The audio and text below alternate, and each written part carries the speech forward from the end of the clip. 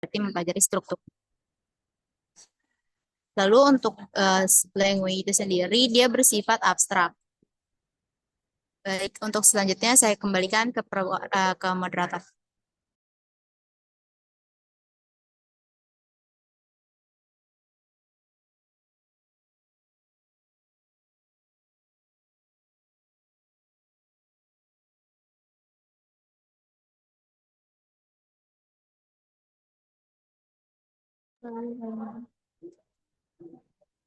Baik, konsep parol akan dijelaskan oleh saya sendiri, Sania.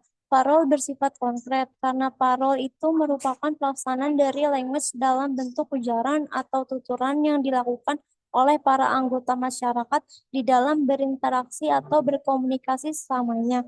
Parol di sini barangkali dapat dipadankan dengan kata bahasa dalam kalimat. Kalau beliau berbicara bahasanya penuh dengan kata daripada dan akhiran kan, jadi, sekali lagi, parol itu tidak bersifat abstrak, nyata ada, dan dapat diamati secara empiris. Parol adalah tindakan berbicara individu yang bersifat heterogen dan berubah pada setiap ucapan dan pelafalan individu. Parol merupakan konsep yang lebih konkret sebab muncul sebagai bentuk tindak tutur pengguna bahasa. Jika istilah language dan language bersifat abstrak, maka istilah yang ketiga dari konsep Saussure tentang bahasa yaitu parol itu bersifat konkret, karena parol itu merupakan pelaksanaan dari language dalam bentuk ujaran atau tuturan yang dilakukan oleh anggota masyarakat di dalam berinteraksi atau berkomunikasi dengan sesamanya. Dalam bahasa Indonesia bisa dipadankan dengan bahasa dalam kalimat. Kalau Kiai Abdul Wafi pidato, bahasanya penuh dengan kata demikian. Jadi parol itu bersifat nyata dan dapat diamati secara empiris. Boleh scroll ke bawah, Tegas, Basil.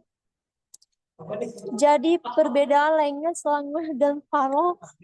Language adalah bahasa secara umum yang bersifat abstrak. Language adalah bahasa sebagai suatu sistem yang mengandung kaidah-kaidah yang telah menjadi konvensi.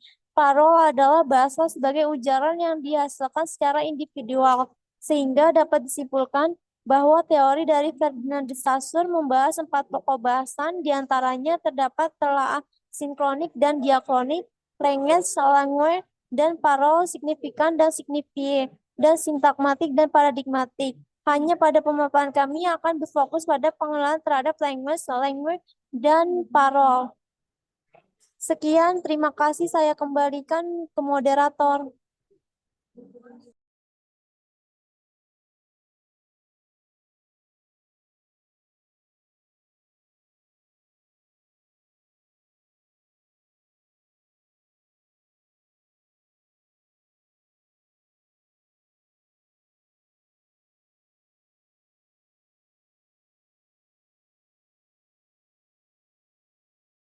Ya, halo. Ya, maaf ada tamu.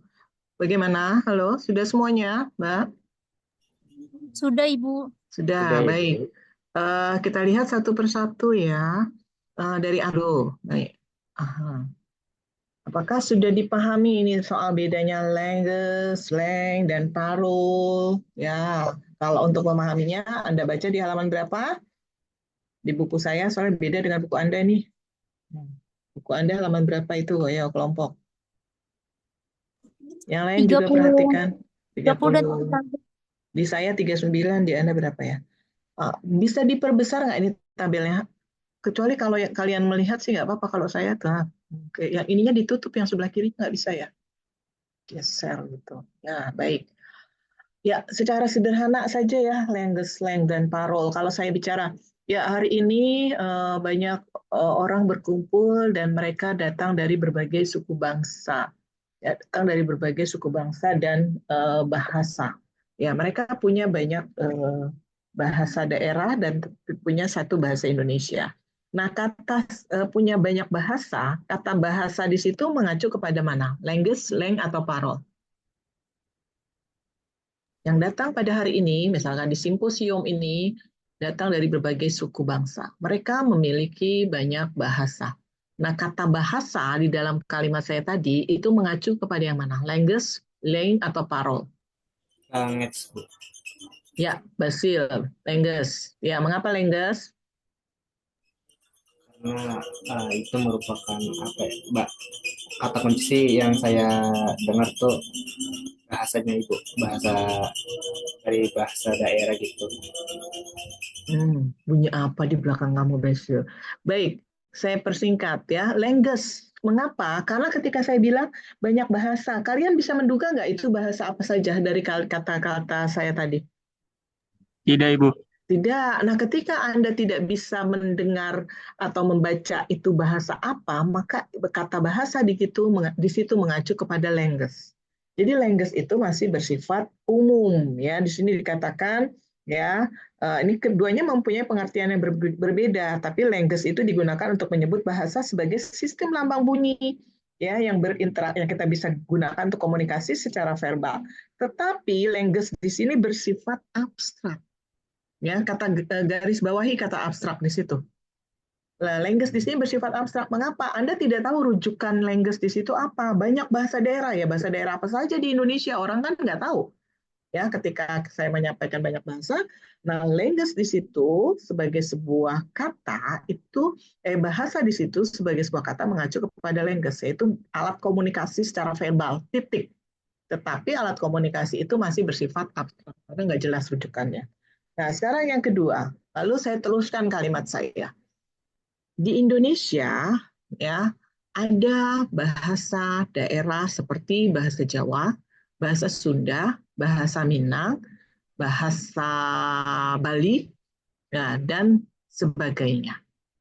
Nah, ketika sudah diberi nama seperti bahasa Jawa, bahasa daerah lainnya ya bahasa Melayu, bahasa Minang, bahasa Bali. Nah, kata bahasa di situ mengacu ke mana? Masih ke lengges atau ke leng? Ke Leng, Ibu.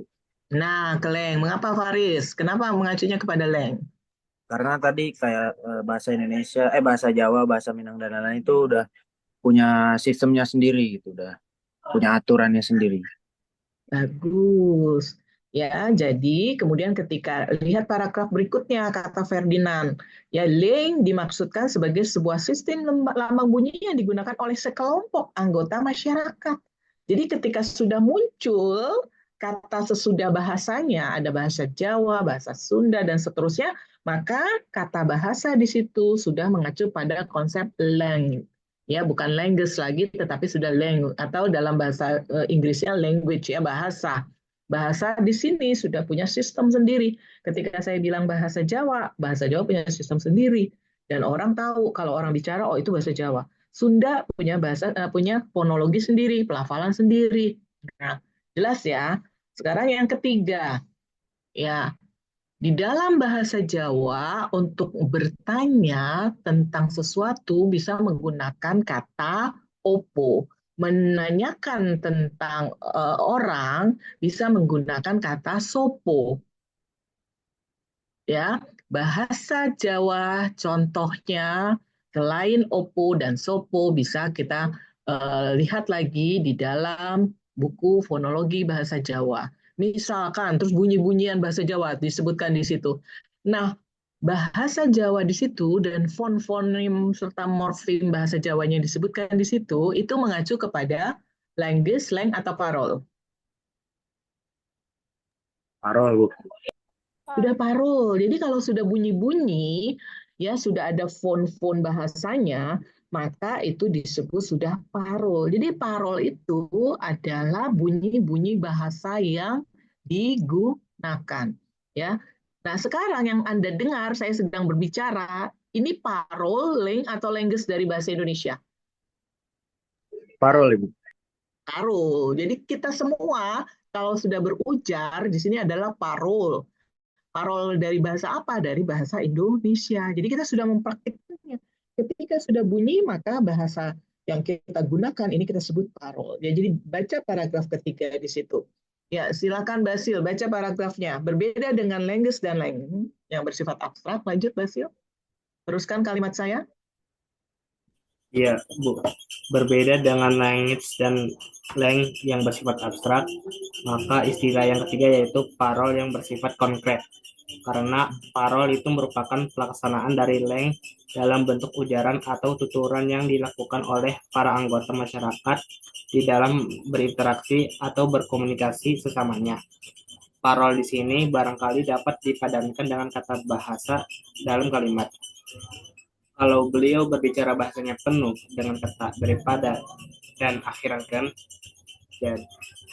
jadi sekali lagi parol itu tidak bersifat abstrak, nyata ada dan dapat diamati secara empiris.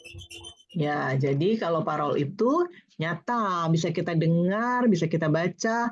Nah, yang sedang kita baca nih di dalam Zoom kita itu juga parol. Ya, parol apa? Parol dari bahasa Indonesia. Ya, paham ya bedanya? Language, lang, dan parol. Language bersifat abstrak. Lang itu sudah ada kata di depannya setelah bahasa. Oh, jadi yang dimaksud itu bahasa Jepang ya, bahasa yang dari sumber yang digunakan oleh teman-teman di Jepang, lalu bahasa Batak misalkan, itu adalah link bahasa di situ. Tapi kalau sudah ada bunyi maka itu parol. Semoga jelas ya. Baik, berikutnya nomor 2, verbal repertoire. Tadi sudah disampaikan di sini. Lanjut. Iya baik, Silakan. Ya. Basil boleh minta tolong berbagi layar.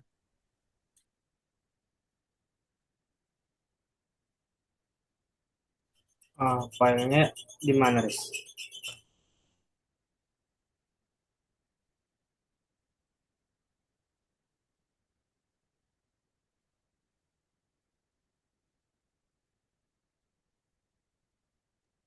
Oke baik. Assalamualaikum warahmatullahi wabarakatuh. Selamat siang Ibu Lili dan teman-teman. Sini kami kelompok 2 yang akan menjelaskan dari pertanyaan nomor 2 bab 3, yaitu konsep mengenai verbal repertoire. Boleh diturunkan. Nah baik, sebelum kita, boleh diturunin lagi, digulir lagi. Oke. Sebelum kita masuk ke penjelasan, saya di sini sedikit memberi pendahuluan ya, bahwa apa sih itu verbal repertoire. Secara penamaan juga mungkin kita terdengar asing verbal repertoire gitu. Kalau jadi saya kasih contoh yang gampang. Kalau di Kamus Bahasa Indonesia atau mungkin paling umum gitu, repertoire itu biasa digunakan di konser-konser atau pertunjukan musik gitu. Jadi repertoire itu biasanya setlist atau daftar-daftar lagu. Nah, tapi di dalam ilmu linguistik atau ilmu bahasa juga digunakan gitu. Makanya di sini ada verbal repertoire. Di Kamus Besar Bahasa Indonesia juga ada, yaitu yang artinya ada perbendaharaan bahasa atau dialek dan ragam yang dimiliki oleh seseorang atau masyarakat. Kira-kira begitu untuk konsep atau pendahuluan awal dari verbal repertoire gitu. Nah, selanjutnya saya serahkan kepada Rizky.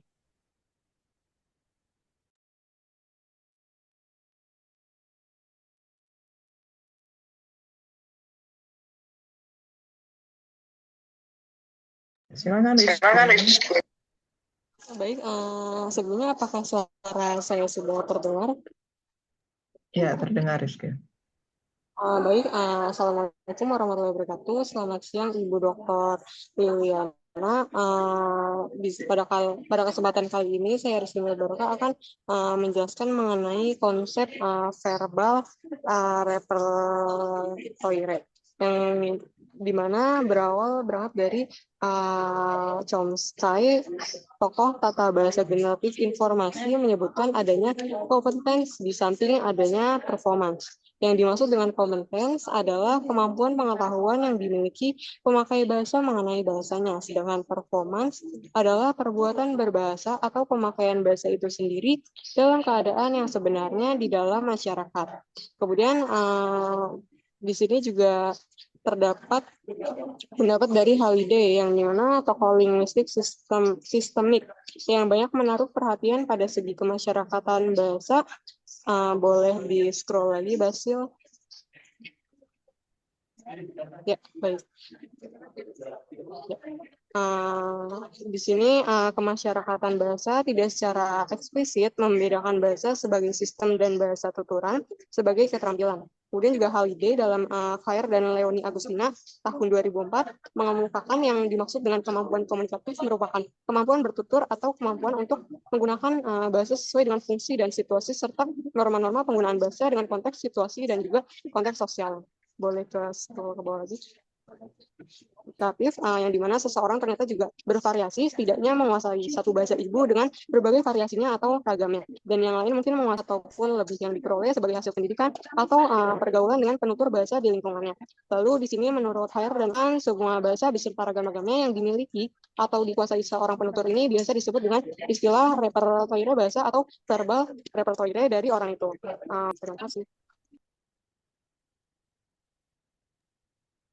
Baik, terima kasih.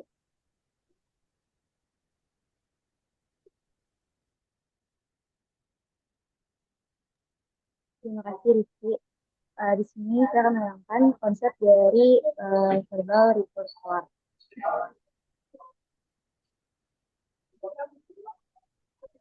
Di sini menurut Awi Al-Wasilah dalam Asindia dan Denis Syafiah 2010, istilah verbal repertoire itu diartikan sebagai kemampuan berkomunikasi yang dimiliki oleh penutur. Artinya, penutur itu mampu berkomunikasi dalam berbagai ragam bahasa kepada pihak lain dalam berbagai ujaran. Akan semakin luaslah verbal repertoire yang dimilikinya oleh penutur. Nah, diperkuat oleh ahli lain yaitu Nababan mengemukakan di mana istilah repertoire itu dipakai untuk semua bahasa dan ragam bahasa yang diketahui dan dipakai seseorang dalam pergaulan, pekerjaan, dan unsur-unsurnya. Nah, jadi pada aspek itu, verbal repertoire itu adalah semua bahasa beserta ragam-ragamnya yang dimiliki atau dikuasai oleh seorang penutur. Nah, dalam verbal repertoire itu dibagi menjadi dua macam, yaitu secara individual, yang dimiliki penutur secara individual, dan secara masyarakat atau repertoire verbal masyarakat. Nah, untuk repertoire verbal individual ini lebih mengacu kepada kemampuan berbahasa yang dimiliki seseorang tentang bahasa yang berbeda-beda. Nah, untuk menguasai berbagai variasi bahasa atau gaya bahasa yang digunakan sesuai dengan situasi dan konteks sosialnya. Nah, selain itu, mereka juga memahami norma-norma sosial yang melekat dalam pemakaian bahasa tersebut, seperti kapan digunakan bahasa formal, bahasa sehari-hari, atau bahkan dialek tertentu. Boleh di Nah, untuk contohnya ini, seorang penutur yang bisa berbicara dalam bahasa formal di tempat kerja, menggunakan bahasa gaul dengan teman sebayanya, terus berbicara dalam bahasa daerah di rumah bersama keluarga. Selain itu, penutur juga bisa menyesuaikan gaya bahasanya sesuai dengan audiensnya, seperti menggunakan bahasa sopan dan penuh hormat saat berbicara dengan orang yang lebih tua. Nah, untuk verbal repertoire yang memiliki masyarakat ini lebih mengacu pada semua alat bahasa dan variasi gaya bahasa yang tersedia di dalam suatu komunitas atau masyarakat secara keseluruhan. Nah, masyarakat ini memiliki ragam bentuk dan variasi bahasa yang saling dipahami oleh anggotanya, termasuk norma-norma yang menentukan kapan dan dalam situasi apa suatu bentuk bahasa itu digunakan. Nah, untuk verbal repertoire masyarakat ini mencerminkan keragaman bahasa yang berkembang dalam masyarakat itu, baik dari segi bahasa formal, bahasa daerah, dialek, atau bahkan bahasa slang. Nah, contohnya ini di Indonesia, masyarakat memiliki verbal repertoire yang sangat kaya seperti bahasa Indonesia, bahasa Jawa, bahasa Sunda, bahasa Batak, dan bahasa daerah lainnya. Boleh di-scroll ke bawah lagi, sih.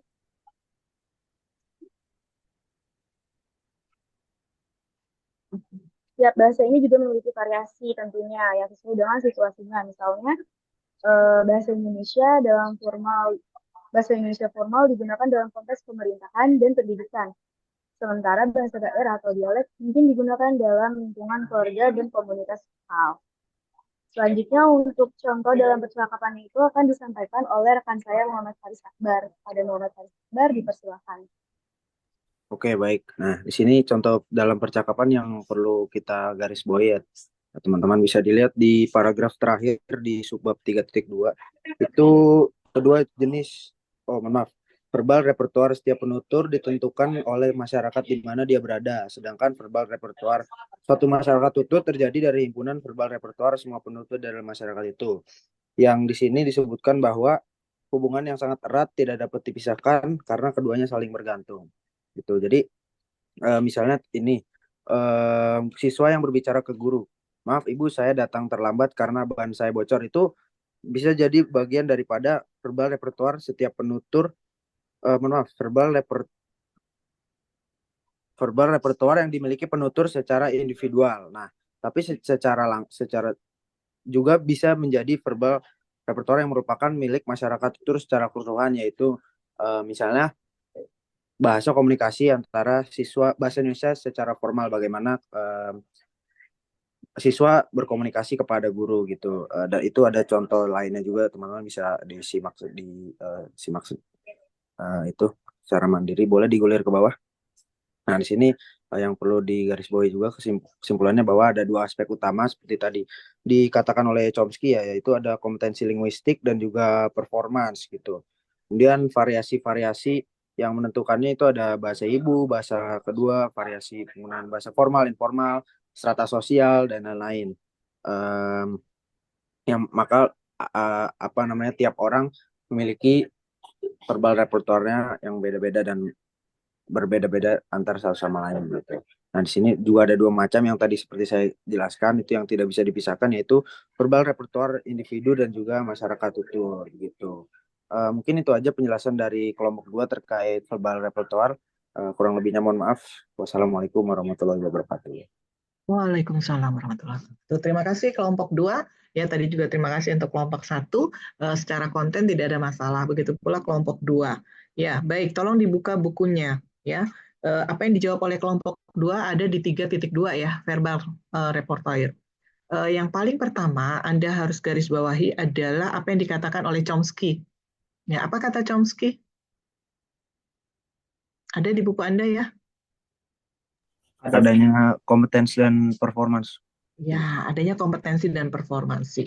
Nah, kenapa saya ingin kita membahas ini? Ini sangat penting, kemudian selanjutnya diterapkan di dalam pembelajaran bahasa, di dalam pengajaran bahasa.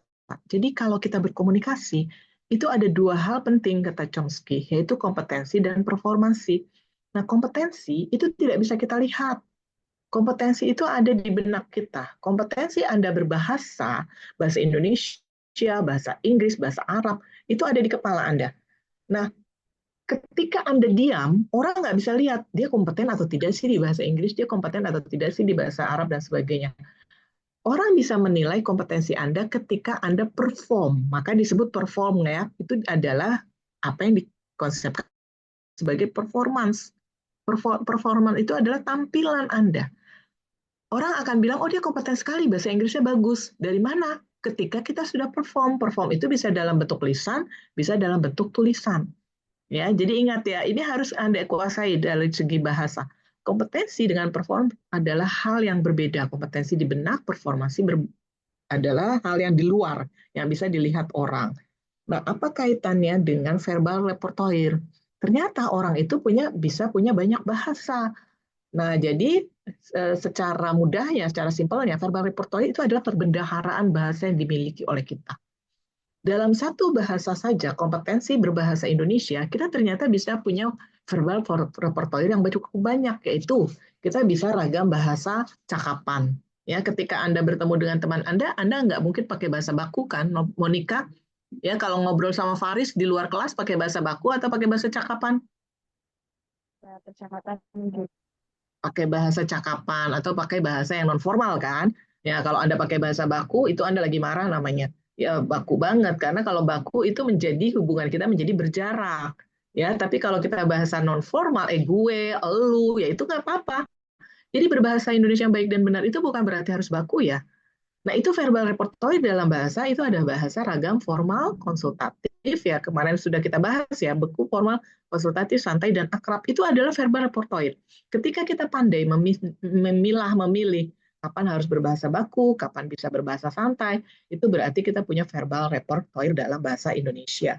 Ya, nah tadi disampaikan verbal repertoire itu bisa secara individu, bisa secara masyarakat. Nah, Indonesia ini sangat luar biasa. Verbal repertoire secara individunya kita punya bahasa Indonesia, kita punya bahasa daerah, ya. Di kelas ini berapa kira-kira verbal repertoire individu?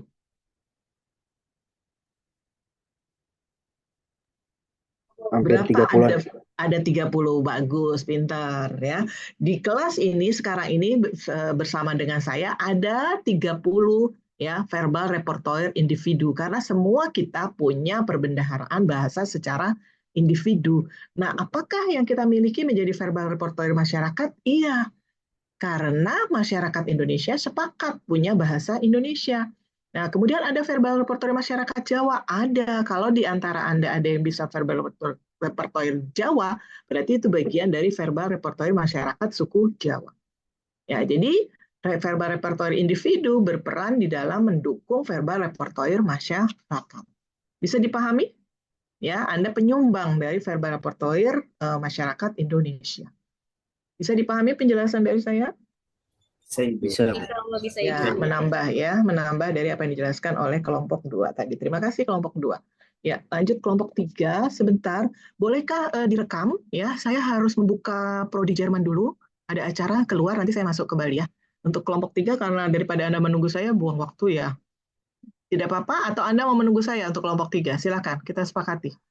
Saya Boleh keluar dilanjut sebentar aja biar membuka acara. buat Dilanjut ya, mengefektifkan. direkam ya. Ya, Baik, Ibu. karena saya membuka acara Prodi Jerman dulu sebentar ya, mau tidak mau. Itu udah diketuk-ketuk pintunya. Ya, baik, makasih.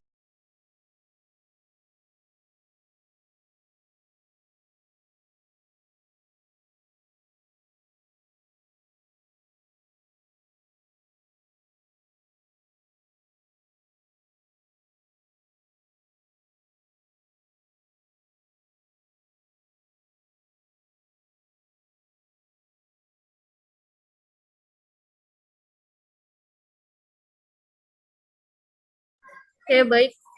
Terima kasih atas kesempatannya. Bismillahirrahmanirrahim. Assalamualaikum warahmatullahi wabarakatuh. Selamat siang Ibu Lili dan juga teman-teman sekalian. Saya izin melanjutkan untuk menjawab pertanyaan nomor 3 untuk konsep tentang masyarakat tutur ataupun speech community. Oke, boleh digulir ke bawah, Basil.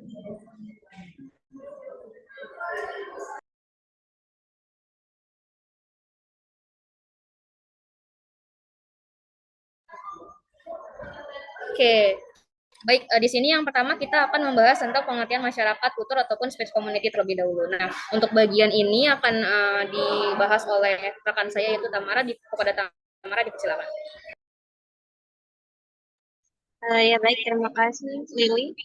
Saya akan menjelaskan mengenai pengertian masyarakat tutur atau speech community. Apabila suatu masyarakat mempunyai verbal repertoire yang relatif sama, serta mereka memiliki penilaian yang sama terhadap norma-norma pemakaian bahasa yang digunakan dalam masyarakat itu, maka dapat dikatakan masyarakat itu adalah sebuah masyarakat tutur.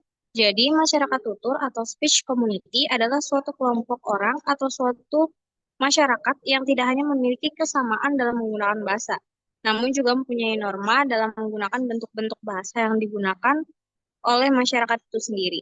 Selain itu, Joko Kencono tahun 1982 menambahkan bahwa untuk dapat dikatakan sebagai masyarakat tutur, maka harus terdapat perasaan menggunakan tutur yang sama di antara penuturnya.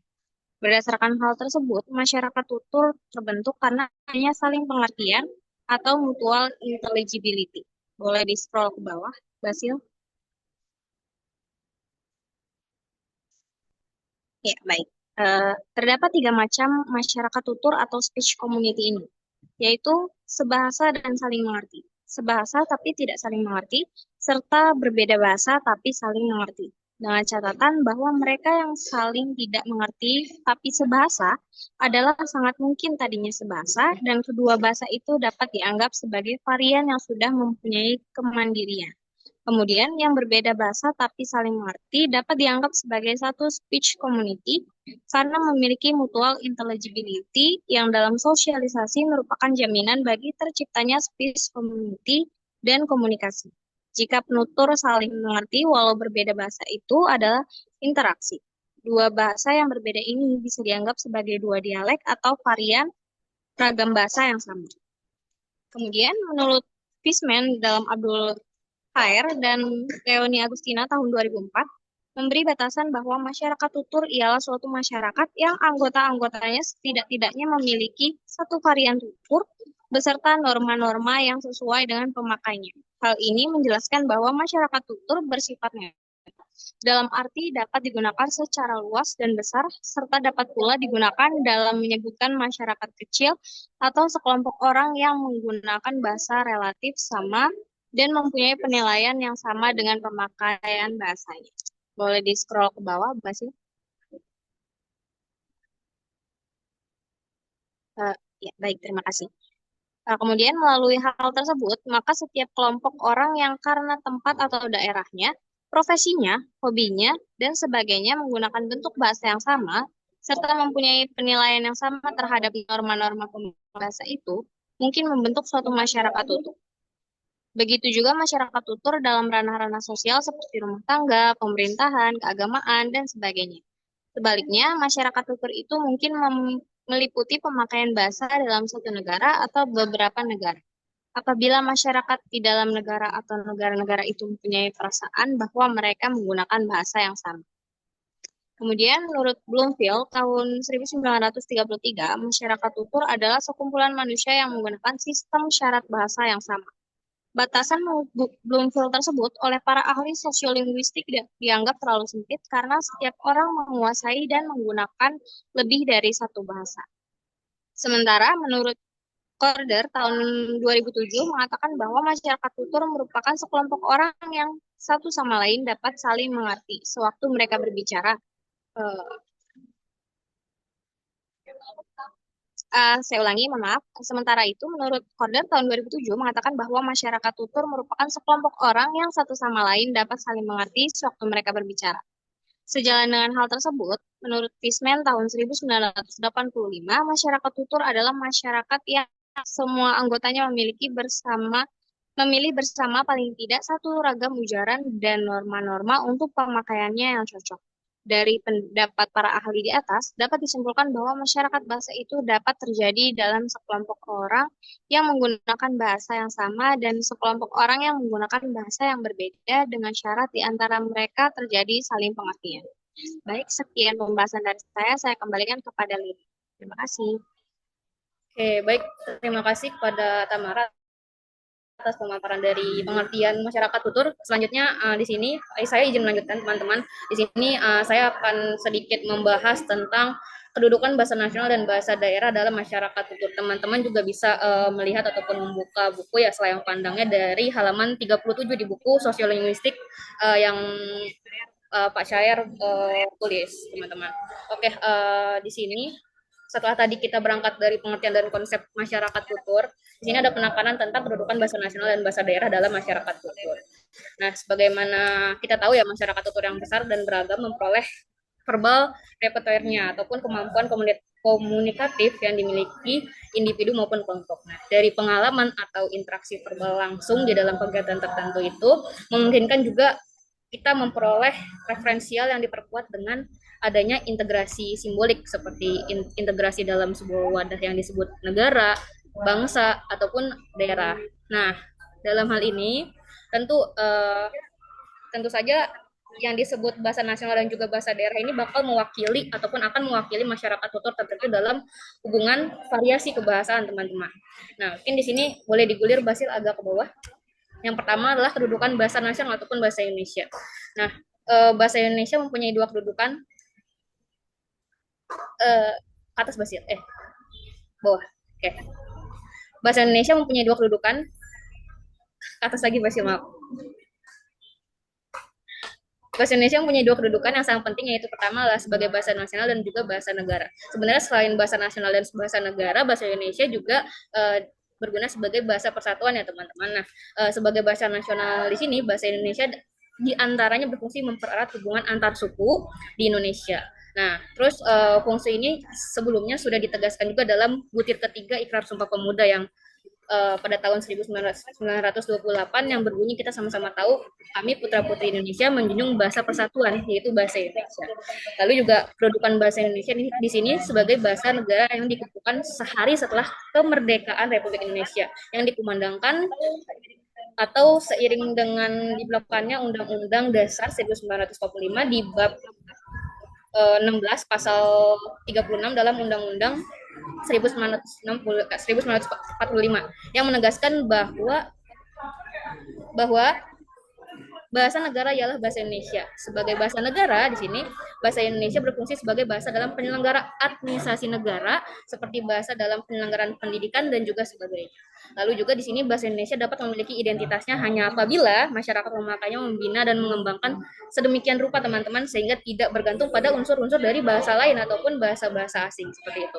Nah, berkat adanya bahasa nasional ini kita dapat berhubungan satu dengan yang lainnya sedemikian rupa sehingga kesalahpahaman sebagai akibat perbedaan latar belakang sosial budaya dan bahasa ini tidak perlu kita khawatirkan lagi sebagaimana kita tahu juga bahwa di Indonesia ini terdiri dari banyak pulau dan juga banyak bahasa teman-teman. Ada lebih dari 700 sekian bahasa yang ada di Indonesia, itu bahasa daerah yang ada di Indonesia.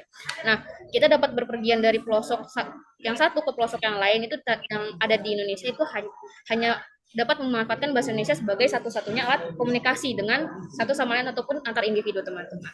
Lalu dilanjut digulir bahasa kedudukan bahasa daerah. Nah, sebelum kita membahas kedudukan bahasa daerah, teman-teman perlu diperhatikan di sini ada peta revitalisasi bahasa daerah yang teman-teman bisa lihat kalau misalkan teman-teman mengunjungi badan ada di gedung Tabrani ataupun Aula Sasadu di bawahnya. Nah, di sini pada tahun 2022 terdapat sekitar 39 bahasa. Ini yang tandanya biru-biru teman-teman. Kita lihat seberapa kaya bahasa daerah yang ada di Indonesia. Lalu yang tandanya warnanya merah ada sekitar 12 target baru provinsi. Nah, target baru ini jika dijumlah, maka pada tahun 2023 objek revitalisasi bahasa daerah yang ada di Indonesia itu ada sebanyak 71 bahasa ataupun dialek yang tersebar di 25 provinsi yang ada di Indonesia. Begitu banyak teman-teman. Nah, beralih ke bawah. Nah, bahasa daerah adalah bahasa yang dipakai sebagai bahasa perhubungan intra daerah atau intra masyarakat. Agak atas Basil, maaf.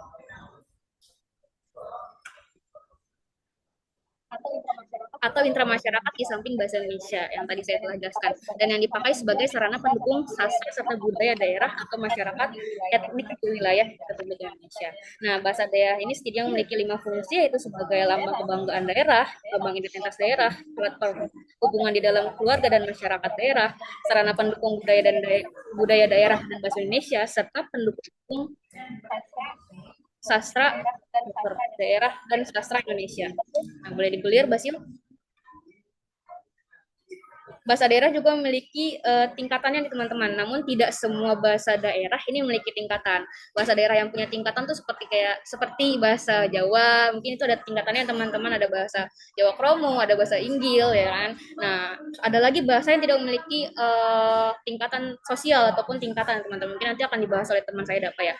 Nah, salah satu nih contoh bahasa daerah yang memiliki tingkatan seperti yang tadi saya bahas terdiri dari ada bahasa Jawa yang terdiri dari bahasa Ngoko ataupun bahasa Jawa yang digunakan untuk berkomunikasi dengan lawan tutur yang berstatus sosial sama. Terus ada bahasa Jawa Kromo ataupun Krama yaitu bahasa Jawa yang digunakan ketika berkomunikasi dengan orang yang lebih tua. Dan terakhir ada bahasa Jawa Inggil yang mana digunakan saat berkomunikasi dengan lawan tutur yang berstatus sosialnya lebih tinggi. Nah, jadi dalam hal hubungan bahasa nasional dan juga bahasa daerah dengan masyarakat tutur adalah baik bahasa Indonesia sebagai bahasa nasional dan juga bahasa daerah ini memiliki kedudukan sebagai pemersatu teman-teman dari penutur-penutur ragam bahasa daerah dari berbagai pelosok di Indonesia.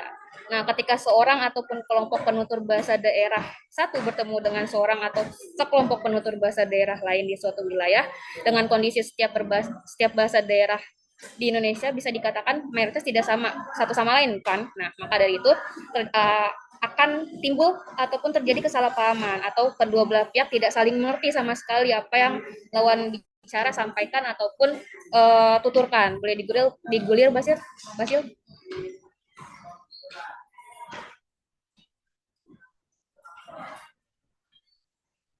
Ya.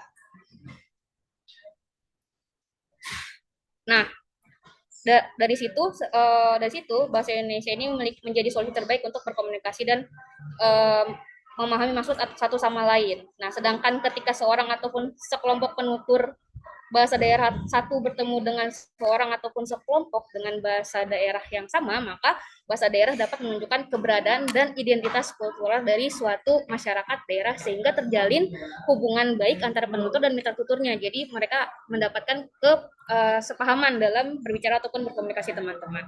Nah, di sini juga ada contoh kegunaan bahasa nasional atau bahasa daerah dalam masyarakat tutur ya teman-teman. Kalau di buku sosiolinguistik itu kan ada contohnya dari masyarakat di Amerika ya, dari penduduk yang Connecticut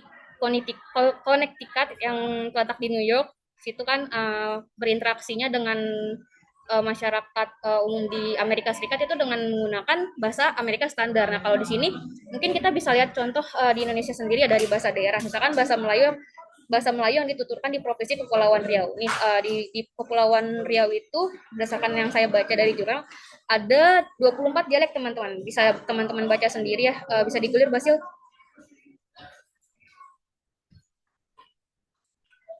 Nah, dari sekian banyaknya dialek bahasa Melayu di Provinsi Kepulauan Riau ini, teman-teman baik individu ataupun sekelompok penutur bahasa Melayu di sana tetap bisa berkomunikasi dengan baik dan juga mereka dapat memahami satu variasi bahasa beserta norma-norma yang sesuai dengan penggunaannya ketika mereka saling bertemu dan berinteraksi satu sama lain. Nah, bahasa yang akan mereka gunakan ialah tidak lain dan tidak bukan adalah bahasa Melayu umum. Yang mana bahasa Melayu umum baku ini bukan hanya bahasa Melayu pemersatu beragam dialek-dialek yang ada di Kepulauan Riau ataupun Provinsi Kepulauan Riau, tapi juga merupakan bahasa yang dijadikan sebagai bahasa pemersatu di Indonesia, di Malaysia, dan juga mungkin di Singapura ataupun tetangga-tetangga kita di rumpun Asia Tenggara teman-teman. Seperti itu untuk poin bahasa nasional dan juga bahasa daerah dalam pendudukan bahasa nasional dan bahasa daerah dalam masyarakat tutur. Oke, boleh digulir, Basil? Ya, poin selanjutnya adalah bahasa dan tingkatan sosial masyarakat. Yang ini akan dicoba dijelaskan ataupun disampaikan oleh rekan saya, Dapa. Pada Dapa, dipersilakan. Baik, terima kasih Lili atas kesempatannya. Di sini saya Muhammad Dapa.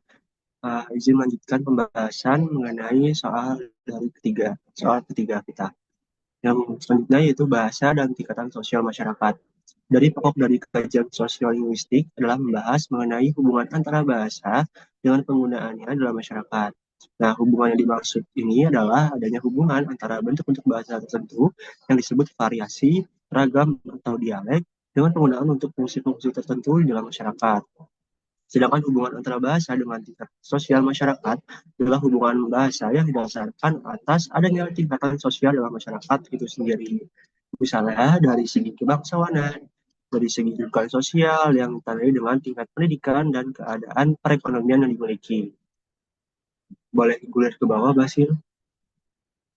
Nah, untuk melihat adanya hubungan kebangsawanan bahasa, kita ambil contoh mengenai masyarakat tutur bahasa Jawa. Nah, dahulunya masyarakat Jawa dibagi menjadi 4 tingkat, yaitu wong cilik, wong sudagar, priai, dan wong darah. Selain itu juga ada yang mengatakan bahwasannya masyarakat Jawa dibagi menjadi 3 tingkat, yaitu priai, bukan priai tapi berpendidikan dan bertempat tinggal di kota, dan juga ada yang petani. Nah, dari kedua penggolongan tersebut, jelas adanya perbedaan tingkat dalam masyarakat tutur Jawa. Berdasarkan tingkatan itu, masyarakat Jawa terbagi menjadi variasi bahasa yang digunakan sesuai dengan tingkat sosialnya. Nah, perbedaan variasi bahasa juga terjadi apabila terlibat dalam pertuturan mempunyai tingkat sosial yang berbeda. Nah, di sini contohnya ya teman-teman. Jadi bahasa Jawa itu terbagi menjadi 2, yaitu Jawa Kromo untuk tingkat tinggi dan Jawa yang Ngoko untuk tingkat rendah. Nah, untuk lebih jelasnya, saya jelaskan teman-teman. Jadi kalau misalkan si penanya mempunyai status sosial yang lebih rendah dari si penjawab, maka biasanya menggunakan bentuk kromo, sedangkan si penjawab tersebut menggunakan ngoko. Nah, kalau misalkan penanya mempunyai status sosial yang lebih tinggi dari penjawab, maka dia menggunakan bahasa ngoko dan si penjawab menggunakan bahasa yang kromo. Boleh digulir ke bawah, Basil? Ya, terima kasih Basil. Jadi kalau misalnya si penanya tersebut dan si penjawab memiliki status sosial yang sederajat, maka keduanya sama-sama menggunakan bahasa kromo. Begitu juga dengan sebaliknya, kalau misalkan si penanya dan si penjawab memiliki status sosial yang rendah, maka bahasa yang digunakan keduanya bahasa lokal. Boleh ke bawah, langsung di kuliah. Nah, selanjutnya, dalam kota besar yang heterogen dan multi-etnis, tingkat status berdasar kebangsawanan sudah tidak terlalu tampak dan tidak dominan lagi ya teman-teman. Jadi untuk variasi-variasi tersebut bisa digunakan untuk berbicara dengan usia yang lebih tinggi ataupun yang lebih tua dari kita. Nah, sebagai gantinya yang terlihat ada lapisan sosial ekonomi yang terlihat jelas menduduki kelas-kelas sosial tersebut. Nah, hal ini dikarenakan masyarakat sekarang yang menjunjung asas kebebasan dan persamaan, sehingga pembagian kelas berdasar kasta sudah tidak lagi terlalu ketara, teman-teman. Dan juga masyarakat bersifat heterogen dalam persamaan dan perbedaan menjadi kunci utama. Ya, maka dari itu, kebahasaan merupakan cenderung tiada pengklasifikasian dalam masyarakat yang heterogen pada saat ini. Ya, mungkin segitu aja pemaparan dari saya. Dikembalikan lagi ke Lili. Terima kasih. Oke, baik. Terima kasih Dapat atas pemaparannya. Mungkin begitu kiranya teman-teman dan juga Ibu Lili tentang konsep masyarakat tutur ataupun speech community yang dapat kelompok kami bahas. Terima kasih. Kurang lebihnya mohon maaf. Saya kembalikan ke Ibu Lili. Ya, oke, luar biasa ya bahasan kelompok 3 tadi cukup panjang lebar dan komprehensif meskipun saya sempat keluar sebentar karena ada ternyata yang datang itu wakil dubes Austria ya. Jadi tadi sudah disampaikan juga ternyata tentang Unda Usuk pun terus sudah terbahas sebenarnya. Pertanyaan nomor 4 ya sudah terjawab juga secara tidak langsung, tapi nanti tetap kita berikan ke kelompok 4. Nah, konsep tentang masyarakat tutur tadi ya itu membedakan kita lihat di halaman Anda berapa ya? Bentar, saya karena buku saya dengan Anda beda ya. Kalau di saya halaman 46 47 ya. Di Anda berapa? 36 37, Bu. 36 dan 37 di saya masyarakat tutur ya. Nah, sekarang pertanyaan saya, Indonesia ini kalau saya sebut bangsa Indonesia, kita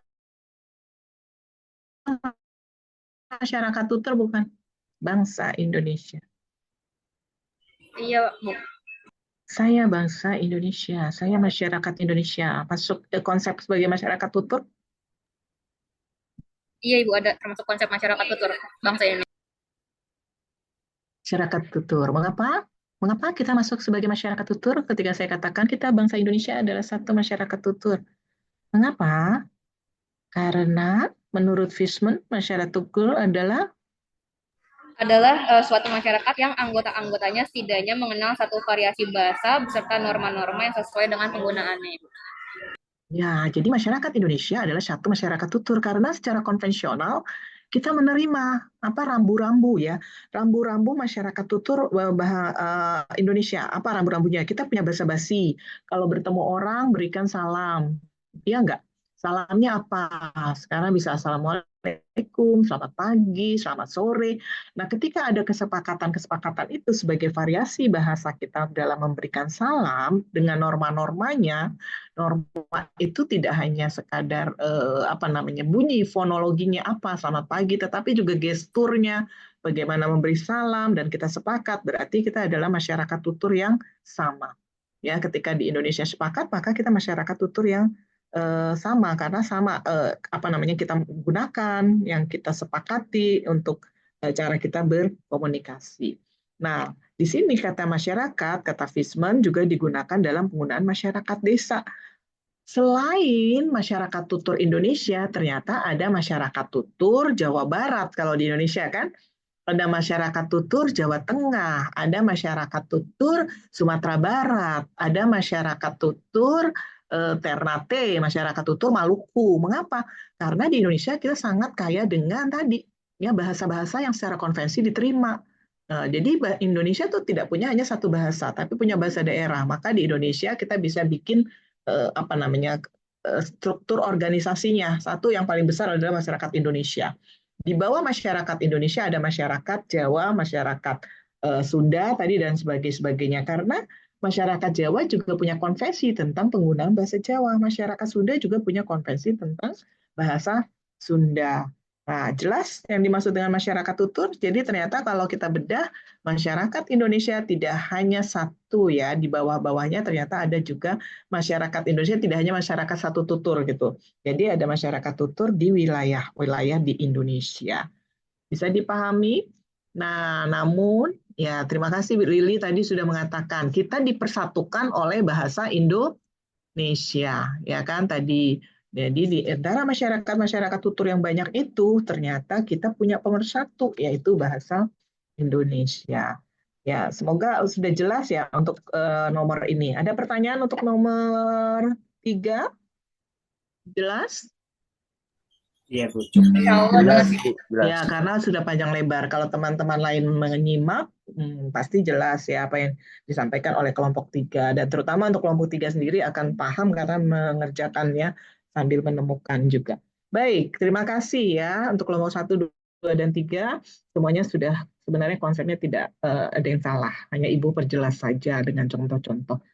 Sekarang nomor 4, silakan kelompok 4. Benda usuk, meskipun tadi sedikit sudah beririsan ya dengan apa yang disampaikan oleh kelompok 3.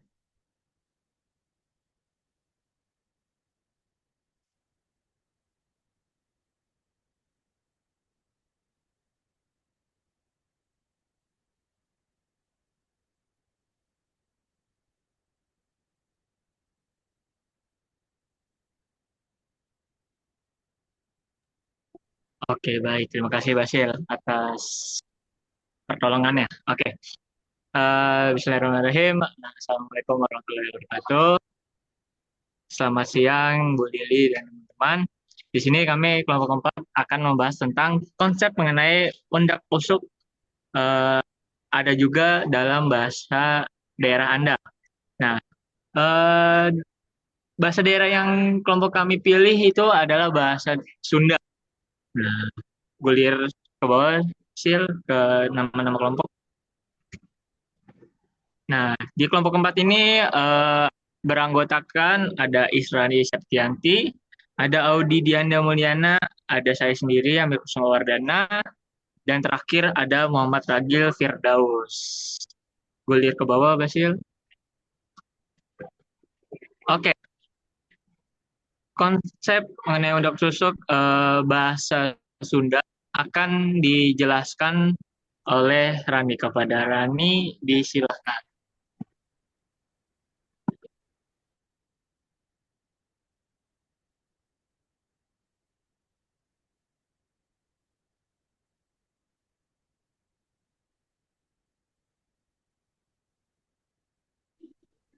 Oke, baik. Apakah suara saya terdengar jelas?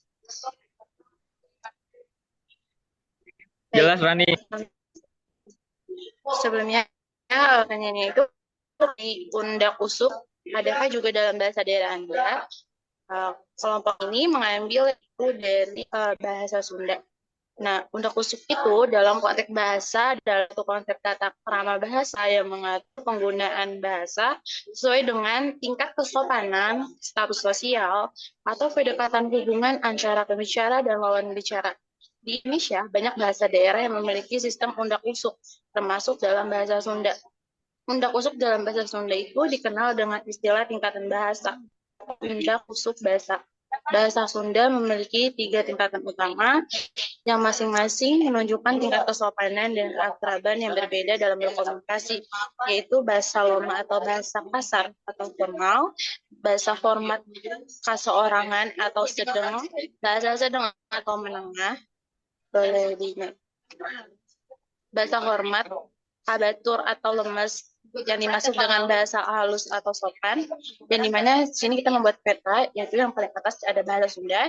Di bahasa Sunda ini dibagi menjadi 2, yaitu ada bahasa hormat dan bahasa loma, di mana bahasa hormat ini dibagi lagi menjadi bahasa hormat dan bahasa loma ini dibagi menjadi 3, yaitu hormat kabatur, hormat kaseorangan, dan bahasa coha. Selanjutnya saya serahkan kembali ke moderator. Terima kasih.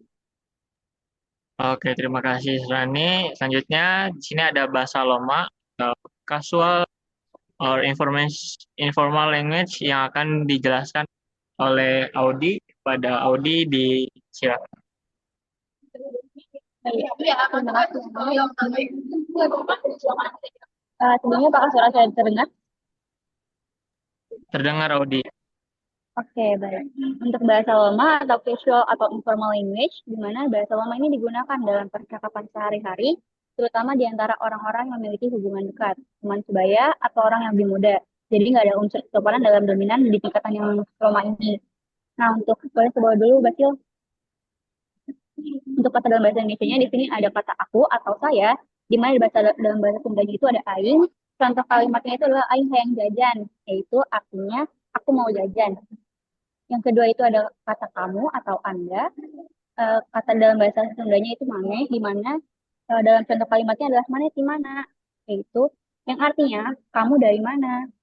Untuk kata bahasa Indonesia makan, yaitu di bahasa Sundanya ada dahar. Untuk contoh kalimatnya ini adalah aing rek dahar heula, yang artinya adalah aku mau makan dulu. Untuk contoh keempatnya adalah pergi, di bahasa Indonesianya, dan bahasa Sundanya itu adalah indit. Untuk contoh kalimatnya itu adalah maneh rek indit ka mana, yang artinya kamu mau pergi kemana. Untuk bahasa sedang atau medium politeness language akan saya serahkan kembali kepada moderator. Terima kasih. Baik, terima kasih Audi atas penjelasannya. Baik, di sini ada bahasa sedang atau medium politeness language yang akan dijelaskan oleh saya sendiri. Bahasa hormat kasorangan atau sedang merupakan ragam bahasa hormat yang digunakan untuk menceritakan diri sendiri atau orang lain yang umurnya di bawah pembicara maupun yang seumuran. Bahasa sedang adalah bahasa yang menengah dalam hal kesopanan. Biasanya digunakan kepada orang yang tidak terlalu dekat atau sebaya, namun tetap membutuhkan sedikit kesopanan. Golir ke bawah sedikit, Basil. Baik, di sini ada kata bahasa Indonesianya, yaitu aku atau saya. Dalam bahasa Sunda sedengnya itu ada urang. Contoh kalimatnya adalah urarek ulin heula. Lalu bahasa Indonesianya ada kata kamu atau anda. Bahasa Sunda sedangnya itu ada sia. Contoh kalimatnya ada sia di mana. Terus ada kata makan. Kata makan bahasa Sundanya itu ada neda. Contoh kalimatnya urarek neda heula. Dan yang terakhir ada pergi. Yang dalam bahasa Sunda sedangnya yaitu kaanggo. Contoh kalimatnya siarek kaanggo ke mana? Teman-teman. Baik, kuliah ke bawah Basil. Nah, yang terakhir itu ada bahasa lemes atau high politeness language yang akan dijelaskan oleh Ragil. Ragil, disilakan. Terima kasih Amir. Saya akan coba untuk jelaskan bahasa lemes atau high politeness language.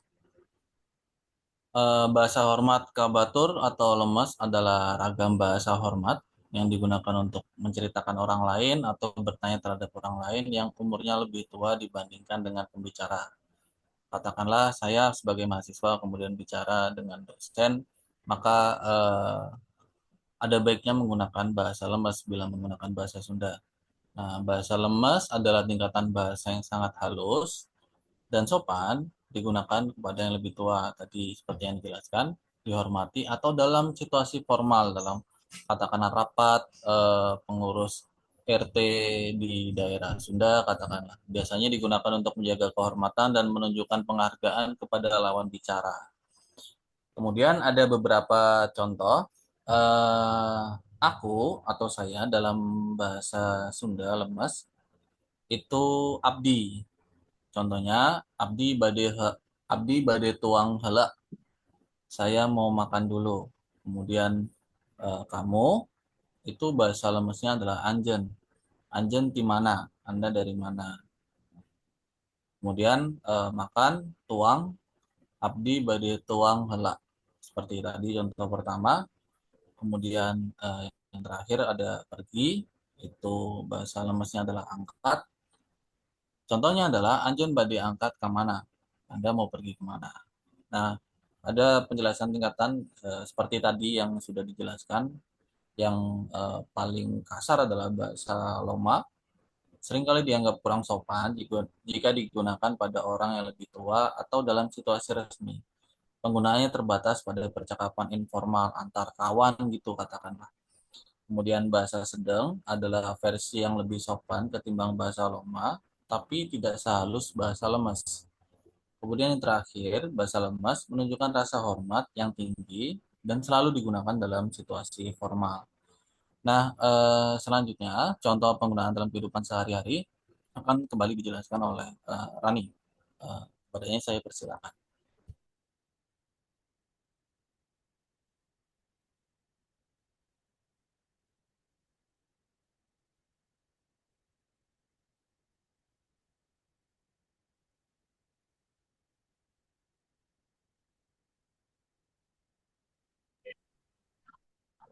Baik, Rani, gimana Rani? Ya, ada kendala?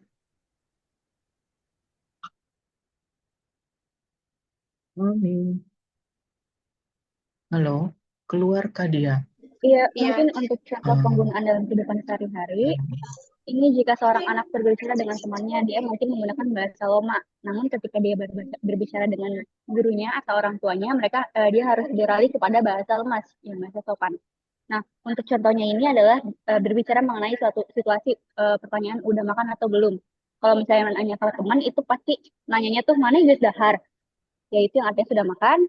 Kalau misalnya kepada orang tua, itu pasti anjen anjen tos tuang, atau yang artinya Anda sudah makan atau kamu sudah makan. Nah, untuk kata dalam bahasa Indonesia ini adalah kesimpulan dari semuanya. Di mana kata dalam bahasa Indonesia aku, bahasa lamanya itu aing, bahasa sedangnya itu urang, dan bahasa lebesnya itu abdi. Dan untuk bahasa Indonesia kamu atau Anda, untuk bahasa lamanya itu ada maneh, bahasa sedangnya ada tia, bahasa lemesnya ada anjen.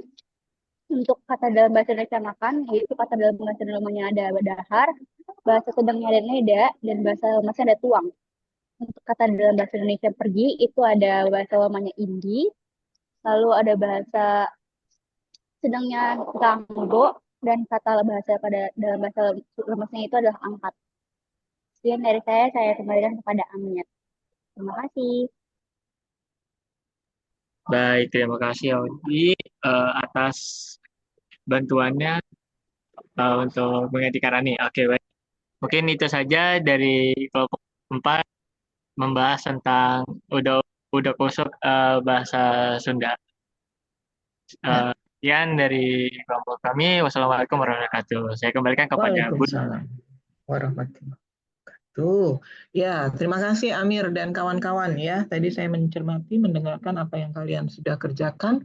Ini contoh yang sangat baik dan nanti bisa dibagikan ya teman-teman, jawaban-jawaban dari nomor 1, 2, 3 itu langsung dibagikan ke kawan-kawan kalian yang lain sehingga tahu materi yang sudah disampaikan. Karena kalau salah saya nggak minta kalian bagikan. Ini sudah benar ya konsep-konsep mengenai udah kusuk.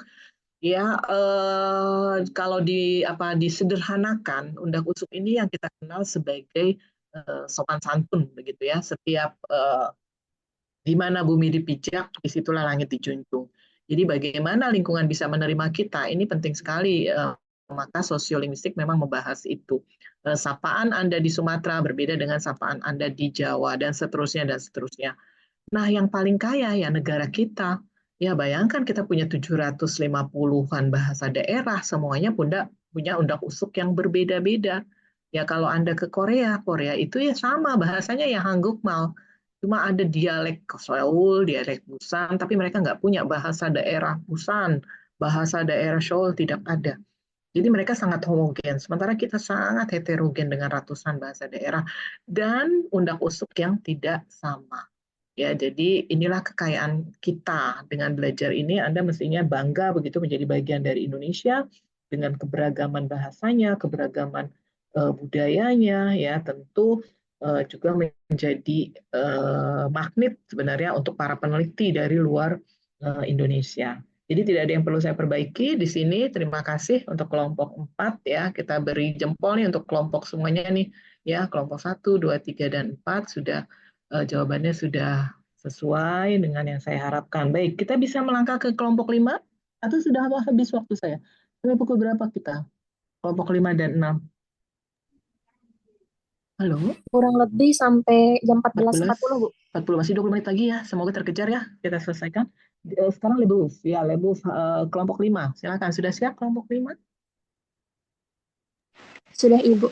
Mungkin boleh Bang Basil Ya, tolong untuk share saya screen. boleh ke kamar kecil dulu ya sebentar tadi. Oh iya, baik Ibu. Ya, sebentar.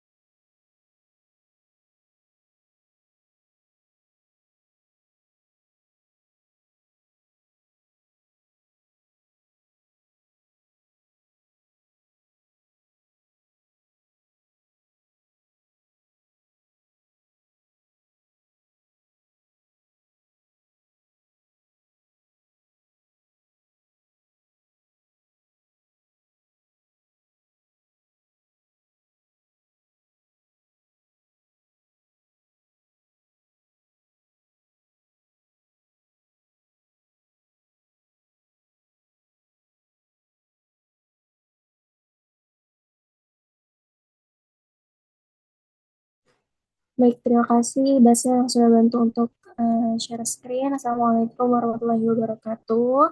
Kami dari kelompok 5 Sosiolinguistik izin untuk memaparkan soal jawaban dari soal nomor 5, yaitu mengenai perbedaan pengucapan para penutur terhadap kelas-kelas sosial ekonomi masyarakat Indonesia. Boleh dilanjut, boleh agak ke bawah Bang Basil. Untuk anggota dari kelompok 5, yaitu ada saya sendiri Yasmina, ada Adis Darlini, dan juga ada Fatimah Najma. Boleh selanjutnya. Nah, untuk nomor 5 sendiri, yaitu pertanyaannya, Labov meneliti perbedaan pengucapan para penutur bahasa Inggris dari kelas-kelas sosial ekonomi yang berbeda di kota New York. Bagaimana seandainya kita mengadakan penelitian sejenis, tentunya dalam bahasa Indonesia, terhadap kelas-kelas sosial ekonomi masyarakat Indonesia di kota Jakarta atau kota lainnya?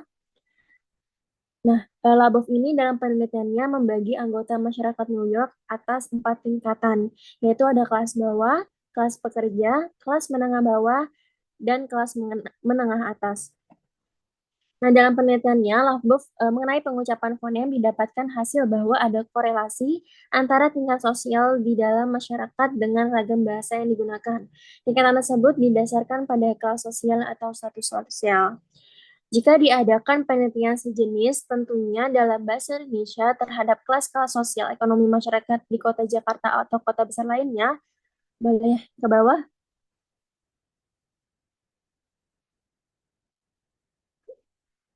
Atau kota besar lainnya, dan hasilnya akan serupa, tetapi berbeda dengan penelitian Labov. Masing-masing kelas sosial ekonomi memiliki pola percakapan yang berbeda. Karena itu, baik bahasa Indonesia maupun bahasa Inggris, jika dituturkan oleh kelas sosial ekonomi yang berbeda, akan memberikan dampak kepada penggunaan bahasanya. Boleh ke bawah lagi? Nah, menurut beberapa ahli ilmu sosial dalam Suwarnatto tahun 1993, umumnya ada 3 kelas sosial dalam masyarakat, yakni yang pertama ada kelas sosial atas. Nah, kelas ini biasanya ditandai oleh besarnya kekayaan, pengaruh baik dalam sektor-sektor masyarakat perseorangan ataupun umum, berpenghasilan tinggi, tingkat pendidikan yang tinggi, dan kestabilan kehidupan keluarga. Lalu yang kedua ada kelas menengah. Kelas menengah ini biasanya ditandai oleh tingkat pendidikan yang tinggi juga, penghasilan dan mempunyai penghargaan yang tinggi terhadap kerja keras, pendidikan, kebutuhan menabung, dan perencanaan masa depan. serta mereka dilibatkan dalam kegiatan komunitas. Sedangkan yang ketiga yaitu ada kelas bawah. Nah, kelas ini biasanya terdiri dari kaum buruh kasar, penghasilannya pun relatif lebih rendah, sehingga mereka tidak mampu untuk menabung, tapi berusaha memenuhi kebutuhan langsung daripada memenuhi kebutuhan masa depan, berpendidikan rendah, dan penerima dana kesejahteraan dari pemerintah. Oke, untuk selanjutnya akan dijelaskan oleh Najma. Kepada Najma saya silahkan. Baik, terima kasih Yasmina. Selanjutnya saya Fatimah Najma akan menjelaskan mengenai hubungan bahasa dan tingkatan sosial masyarakat. Hubungan bahasa dan tingkatan sosial masyarakat adalah adanya hubungan antara bentuk-bentuk bahasa tertentu yang disebut variasi, ragam, atau dialek dengan penggunaannya untuk fungsi-fungsi tertentu dalam masyarakat. Itu menurut Helen Agustina tahun 2004. Misalnya, untuk kegiatan pendidikan, kita menggunakan ragam baku. Untuk kegiatan sehari-hari, di rumah, kita menggunakan ragam tak baku. Untuk kegiatan berbisnis, kita menggunakan ragam usaha. Untuk kegiatan mencipta karya seni, puisi dan novel, kita menggunakan ragam sastra, dan sebagainya. Dari segi kedudukan sosial, ditandai dengan tindakan pendidikan dan keadaan perekonomian yang dimiliki, maka dikenal adanya istilah masyarakat golongan atas, golongan menengah, dan golongan bawah. Biasanya, seseorang yang memiliki pendidikan lebih baik memperoleh kemungkinan untuk mendapatkan taraf perekonomian yang lebih baik. Boleh ke bawah, Basil. Ke atas lagi. Ke atas. Baik, terima kasih Basil. Seperti yang dikemukakan oleh Baules dan Gintis dalam Helen Agustina tahun 2004, bahwa pendidikan dapat meningkatkan pendapatan masyarakat. Namun dalam kenyataannya, hal ini tidak mutlak. Ada kalanya tingkat pendidikan yang lebih baik, namun tingkat perekonomian kurang baik. Dan sebaliknya, tingkat pendidikan kurang, namun tingkat memiliki perekonomian yang baik. Boleh ke bawah lagi, Basil. Boleh, Sab. Ini terdapat contoh penelitian sejenis. Yang pertama yaitu penelitian dengan judul Variasi Bahasa dan Tingkatan Sosial Masyarakat Jawa dan Sunda, tinjauan teoritis dan deskriptif terhadap kasus penggunaan bahasa di masyarakat. Nah, contohnya itu dalam membimbing anak belajar. Dalam golongan kelas bawah, contoh kalimatnya yaitu neng kerjakan PR-na antong ameng we engke jadi jelema bodoh sok guncangan atuh, artinya itu neng kerjakan PR-nya, jangan main saja nanti jadi orang bodoh, ayo cepet gitu. Lalu sedangkan golongan kelas atas mengucapkan atau membimbing anak belajar, contoh kalimatnya seperti ini. Huruf naon anu kalangkung upami nyalin kalimatnya ke pemilihan rusuhan, upami beda nyalin kalimat tinggal kata per kata, huruf per huruf, anu diseret ku ibu guru kada persis ku diseretnya tuh aksara nama atau saya nu anak ceroboh. Boleh ke bawah lagi Basil. Baik, artinya itu kakak huruf apa yang terlewat, misalkan menyalin kalimat, jangan terlalu cepat-cepat, misalkan akan menyalin kalimat mulai dari kata per kata, huruf per huruf, seperti yang ditulis ibu guru harus ditulis oleh kakak itu, tulisannya sudah bagus, hanya kakak yang ceroboh. Nah, untuk penjelasannya yaitu simbolisme ekspresi yang digunakan pada golongan kelas atas atau menengah membedakan antara makna-makna ujaran yang memberikan penguatan pada kata-kata atau frasa penting yang menyertai urutan itu. Jadi, merupakan bahasa yang menuju pada kemungkinan-kemungkinan tersirat dalam tata urut bersifat konseptual untuk mengorganisir pengalaman. Sementara itu, golongan masyarakat kelas bawah, penggunaan kalimat sering bernada kasar, juga tanpa bujukan dan pemberian pujian. Sebab ditinjau dari maknanya, kalimat yang dipergunakan dari golongan masyarakat kelas bawah kebanyakan merupakan kalimat perintah atau kasar, dan bukan kalimat perintah halus, ajakan atau bimbingan, seperti yang digunakan kebanyakan dari masyarakat golongan kelas atas atau menengah. Untuk penelitian kedua akan dipaparkan oleh Yasmin. Kepada Yasmin dipersilakan. Terima kasih. Baik, terima kasih Najma. Saya izin melanjutkan. Selanjutnya ada penelitian pilihan penggunaan bahasa berdasarkan kelas sosial pada masyarakat Rupe, Kecamatan Lenggulu, Kabupaten Bima. Nah, dalam penelitian ini sudah dibagi tadi berdasarkan kelas sosial atas, menengah, dan juga bawah. Saya akan memaparkan mengenai kelas sosial atas dulu. Nah, pada kelas sosial atas ini, responden kelas sosial atas lebih dominan dalam menggunakan campur kode antara bahasa Bima dan bahasa Indonesia. Persentase kemunculan campur kode B1 itu bahasa Bima, B2 itu bahasa Indonesia, yaitu 50% dan 30%. Artinya, kelas sosial atas ini lebih banyak menggunakan campur kode B1 dan B2. Nah, campur kode ini sering muncul pada saat responden berbicara kepada anaknya, berbicara mengenai agama saat berada di tempat kerja, dan lainnya. Nah, responden kelas sosial atas ini hampir dalam segala tindak tuturnya menggunakan campur kode B1 dan B2. Boleh agak ke bawah. Nah, ini untuk contoh dari percakapan masyarakat Rupe ketika berbicara dengan anak. Mereka cenderung dari masyarakat kelas sosial atas ini cenderung menggunakan campur kode bahasa Indonesia. Boleh agak ke bawah lagi. Selanjutnya ada pilihan penggunaan bahasa berdasarkan kelas sosial menengah. Nah, pada kelas sosial menengah ini sebanyak 60% lebih memilih menggunakan bahasa Indonesia karena bahasa Bima, mohon maaf. Karena hal ini responden pada kelas sosial menengah sebagian besar merupakan masyarakat yang dalam dunia pekerjaan dan kesehariannya tidak terbiasa dengan menggunakan bahasa Indonesia atau B2. Boleh agak bawah. Nah, campur kode B1 dan B2 ini digunakan saat berbicara dengan anak-anak dengan alasan yang sama seperti responden kelas menengah kelas atas. Dengan membiasakan anak-anak berbicara menggunakan campur kode, dianggap bermanfaat untuk modal pendidikan anak-anak. Nah, ini ada contoh percakapan ketika berbicara dengan anak, yang mana kelas menengah ini tadi ya 60% dia menggunakan bahasa Bima. Boleh ke bawah lagi. Selanjutnya itu ada pilihan penggunaan bahasa berdasarkan kelas sosial bawah. Nah, pada kelas bawah ini pilihan penggunaan bahasa Bima hampir 100%. Pemilihan bahasa ini terlihat pada hasil penelitian, yang mana pada saat wawancara, peneliti harus menggunakan bahasa Bima untuk menjelaskan maksud dari pernyataan yang diajukan. Responden kelas sosial bawah ini lebih memilih menggunakan bahasa Bima atau B1 bukan karena tidak bisa berbahasa Indonesia, namun dikarenakan lingkaran dalam kehidupan mereka hanya aktif menggunakan bahasa Bima saja. Nah, ini ada contoh dari percakapan ketika berbicara dengan ibunya. Jadi mereka sudah 100%, mereka 100% menggunakan bahasa Bima. Oke, mungkin sekian pemaparan dari kelompok kami. Kurang lebihnya mohon maaf. Wassalamualaikum warahmatullahi wabarakatuh. Ya, Waalaikumsalam warahmatullahi wabarakatuh. Terima kasih Yasmina dan kawan-kawan ya, Yasmina Nurul. Baik, Leboeuf ya, penelitian Leboeuf ini luar biasa dan kalian tadi sudah memberikan juga contoh-contoh di kondisi Indonesia sendiri. Ya, sebelum saya memberi tanggapan, mungkin saya tadi lupa membuka diri juga untuk tanggapan dari yang lain.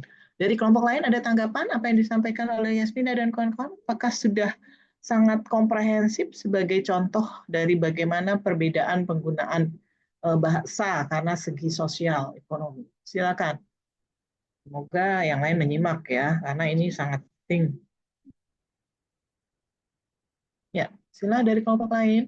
Ada komentar? Belum ada gitu. Halo, tidak ada komentar dari kelompok lain? Setuju dari apa yang disampaikan oleh Yasmina dan kawan-kawan? Cukup, Ibu. Ya, halo, siapa Cukup, itu? Ibu, cukup. Cukup ya, jelas ya. Jelas Iya, ya, Bu. dan ini Jelas, menarik jelas. ya. Sebenarnya ini bisa jadi bahan penelitian kalian ya untuk skripsi. Apa sih yang terjadi di kelas-kelas ekonomi tadi ya di kelompok misalkan pesisir, beda nggak dengan di pusat kota, ekonomi di pesisir bagaimana, perekonomian di pusat kota seperti apa, bagaimana dampaknya kepada bahasa, ya itu perlu sekali diteliti bagian dari kajian sosiolinguistik, lalu implikasinya terhadap pembelajaran.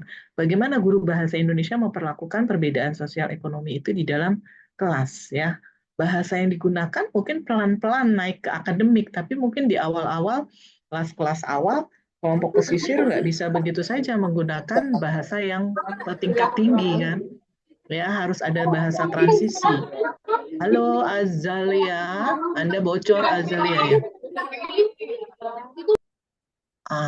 Ya, semoga kedengaran suara saya tadi. Terdengar, Ibu, terdengar. Ya, baik. Kita beri apresiasi ya untuk kelompok 5 juga sudah cukup ya dengan risetnya juga mengumpulkan data dari apa yang dikerjakan oleh peneliti lain ya. Tentu ini menjadi pendukung ya untuk jawaban kelompok 5. Sekarang kita ke kelompok terakhir ya, defisit hypothesis dari Basil. Namanya sama nih dengan Basil di sini. Ya, silakan. Ya, kelompok 5. Sudah siap?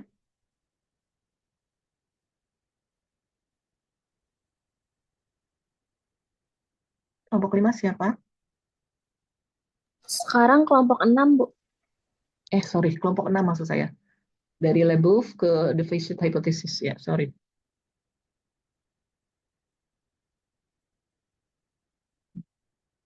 Kelompok 6 siapa, Basil?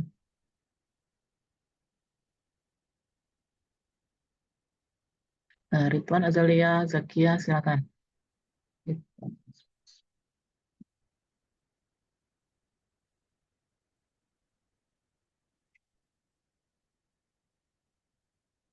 Ada? Halo? Iya, Ibu. Baik. Assalamualaikum warahmatullahi wabarakatuh. Selamat siang, Ibu Dr. Liliana Mulyasuti, MPD. Di sini saya Zakia Manwidiani sebagai moderator dari kelompok 6 yang akan membahas nomor 6 pada bab 3. Boleh scroll, Basil? Baik, di sini kelompok 6 akan membahas mengenai konsep mengenai defisit hipotesis dari Basil Bernstein. Pada teori ini akan dibahas oleh Azalea. Kepada Azalea dipersilahkan. Baik, terima kasih Zakia. Mungkin di sini ada jawaban dari konsep mengenai defisit hipotesis dari Basil Bernstein. Jadi teori ini tuh mengangkat nama Bernstein menjadi terkenal sejak 1959 didasarkan atas adanya perbedaan kode bahasa yang digunakan golongan rendah dan golongan menengah. Anak-anak dari golongan menengah ini menggunakan variasi atau kode bahasa yang berbentuk lengkap, yaitu elaborated code di rumah, sedangkan anak-anak golongan buruh rendah dibesarkan dalam lingkungan variasi bahasa yang terbatas atau tidak termasuk lengkap, restrict code. Nah, di dalam pendidikan formal di sekolah, ini digunakan sebagai bahasa pengantar, bahasa ragam baku yang memang mirip atau dekat dengan variasi bahasa yang berbentuk lengkap. Nah, oleh karena itu, anak-anak dari golongan buruh rendah yang di rumah tidak berbahasa lengkap dan harus mempelajari bahasa ragam baku di luar pelajaran-pelajaran lain menjadi kurang berhasil bila dibandingkan dengan anak-anak dari golongan menengah. Mereka ini menjadi dirugikan dengan latar belakang bahasa mereka yang berbentuk tidak lengkap itu. Jadi, hipotesis Bernstein ini menyatakan ada hubungan antara keberhasilan dalam belajar di sekolah dengan latar belakang kebahasaan anak-anak dalam lingkungannya di rumah. Boleh di-scroll ke bawah.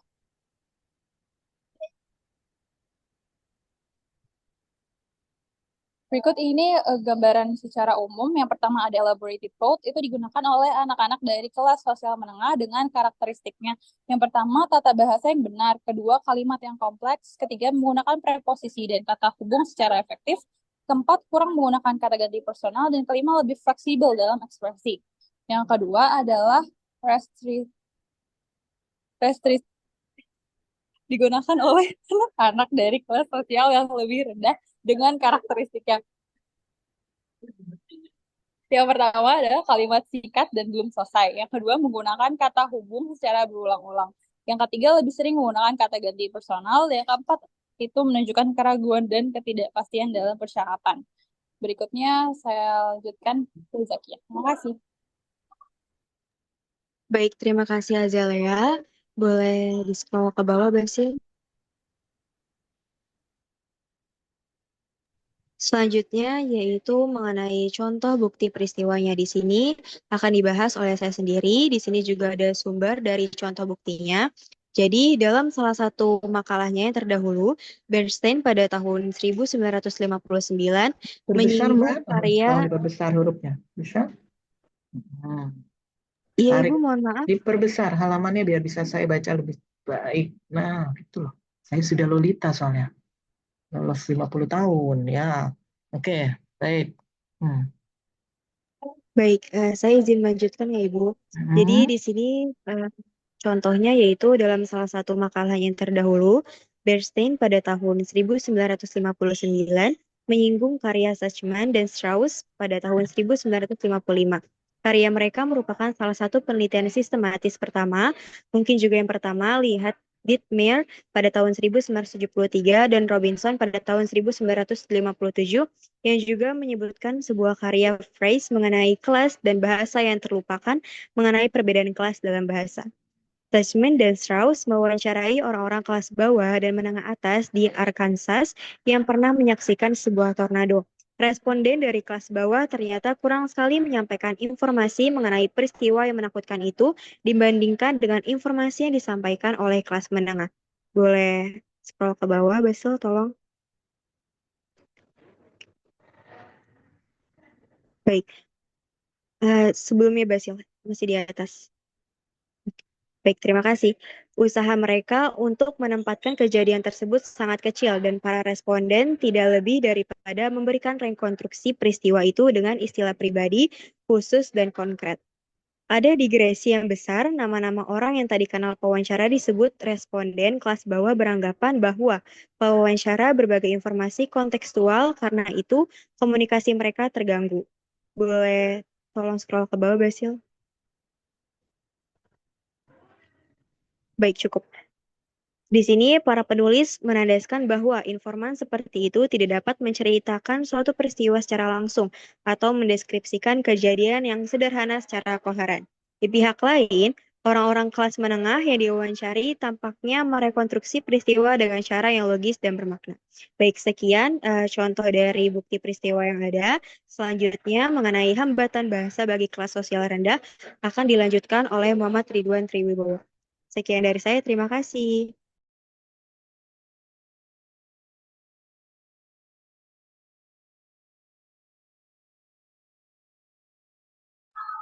Baik, untuk selanjutnya saya Muhammad Ridwan Triwibowo ingin melanjutkan presentasi.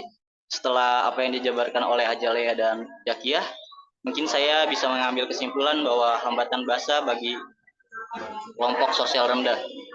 Bernstein berargumen bahwa perbedaan bahasa ini tidaklah netral. Bahasa yang digunakan oleh kelas sosial rendah bukan hanya terbatas pada kosakata, tapi juga dalam cara mereka menyampaikan informasi. Misalnya seperti yang diceritakan dalam penelitian Levi Strauss tadi yang sudah dijelaskan oleh Zakiyah, hal ini menunjukkan bahwa kode bahasa yang terbatas dapat menghambat kemampuan seorang untuk mengekspresikan ide-ide secara utuh. Pada akhirnya, ini mempengaruhi interaksi sosial dan kesempatan mereka dalam meraih posisi yang lebih baik di masyarakat. Selain yang diceritakan oleh Levi Strauss tadi, sebenarnya arena pertarungan itu juga ada di pendidikan informal. Pendidikan informal adalah salah satu area di mana perbedaan kode bahasa ini paling terasa.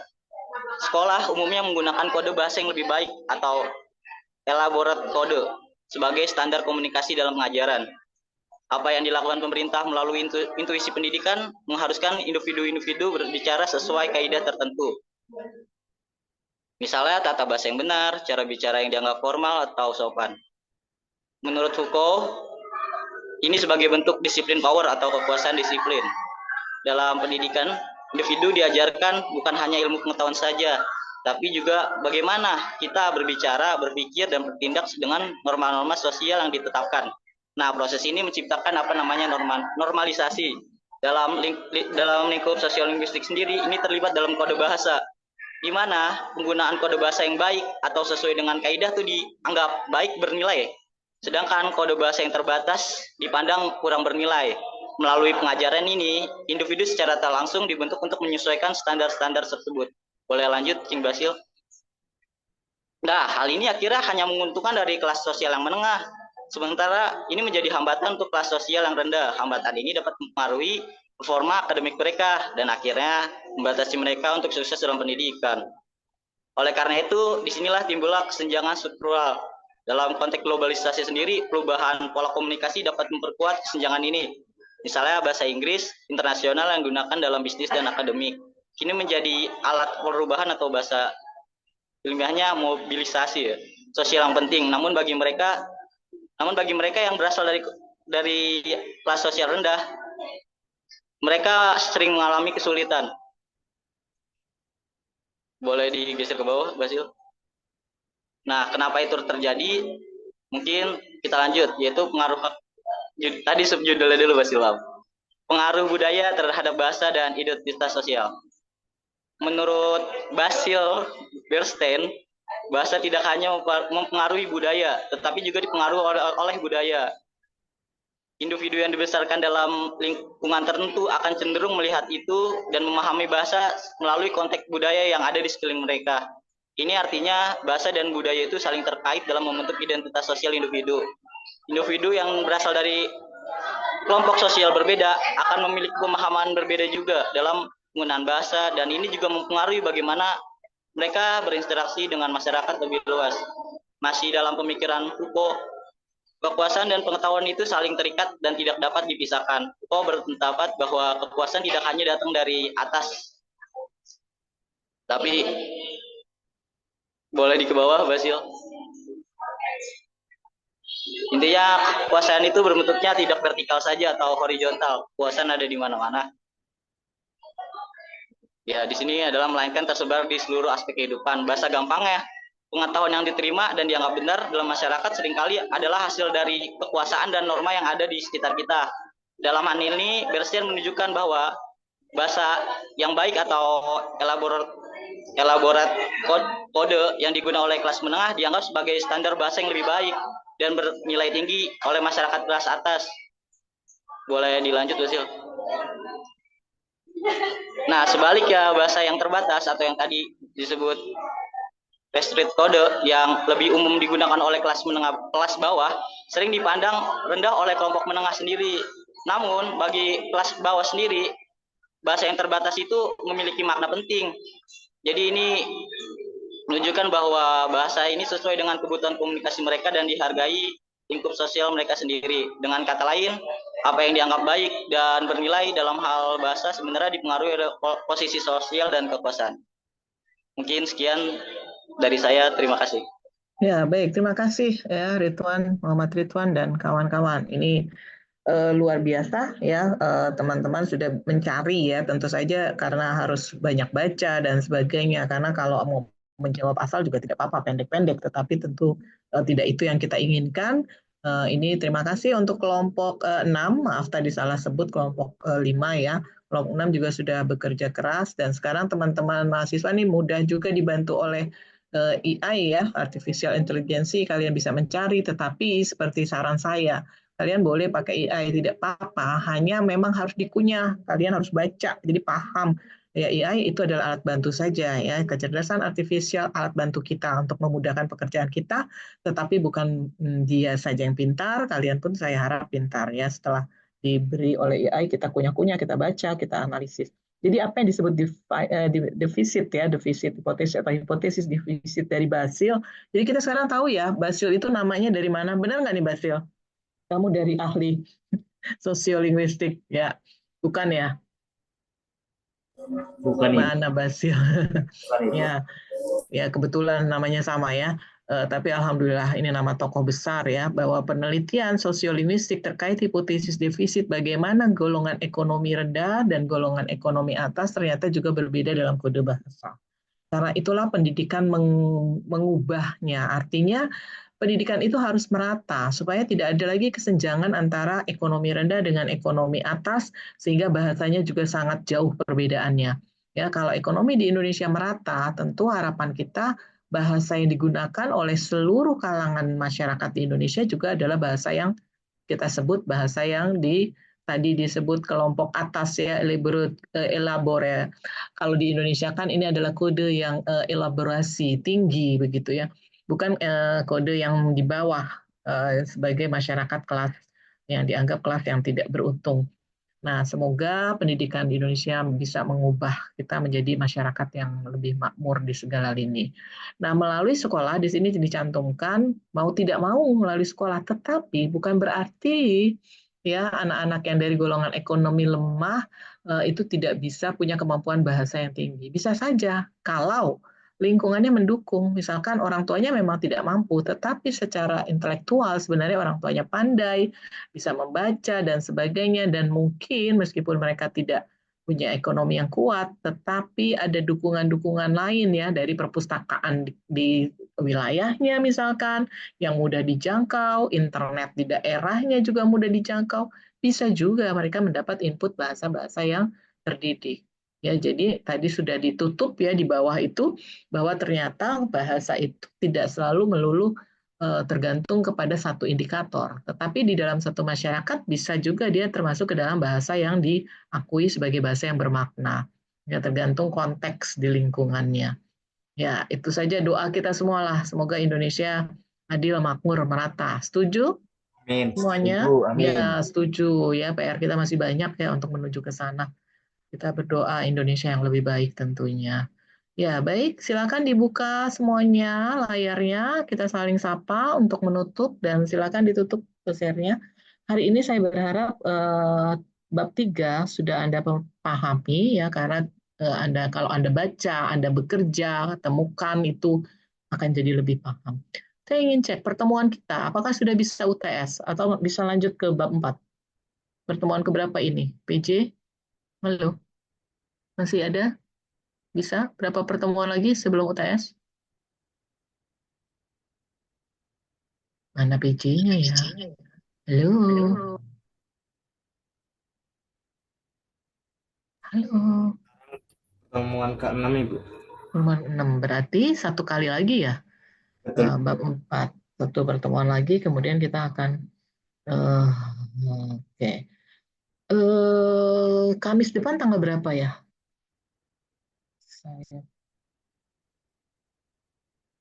Kamis depan tanggal berapa, anak? Rabu depan atau Kamis depan, Bu? Rabu depan tanggal 16. Wah, saya pengennya luring, tapi tanggal 16 itu ternyata ada seminar. Ada seminar tanggal 16. Saya inginnya luring sebelum kita UTS, tetapi ternyata ada seminar. Ya, ada seminar. Saya tidak bisa. Ya, baiklah, kita masih daring. Mau tidak mau habis UTS baru kita bisa luring ya. Mohon maaf ya. Baik, jadi bab 4 masih seperti yang sama. Semoga kita tuntaskan. Jadi UTS kita nanti sampai pada bab 4. Ya, Anda kunyah-kunyah dan tentu UTS-nya tidak teori ya. Tidak teori dalam pengertian bukan hafalan. Nanti akan ada kajian-kajian kasus yang bisa Anda bedah dengan menggunakan teori dari bab 1 sampai bab 4. Bisa dipahami, Audi, Aulia, dan kawan-kawan. Saya ingin segera ketemu kalian, tapi ya itu tadi, masih ada lagi kerjaan saya. Aduh, ya baiklah. Terima kasih semuanya. Kita tutup. Alhamdulillahirrahmanirrahim. Sampai jam 3 jadinya ya. Kurang 7 menit. Terima kasih. Wassalamualaikum warahmatullahi wabarakatuh. Sehat-sehat semuanya. Dan untuk bab 4 tetap dengan skema yang sama ya, teknik belajar ya. Waalaikumsalam. Ya. Waalaikumsalam. Warahmatullahi wabarakatuh. Terima kasih, Ibu. Terima kasih, Ibu. Terima kasih, Ibu. Terima kasih saya.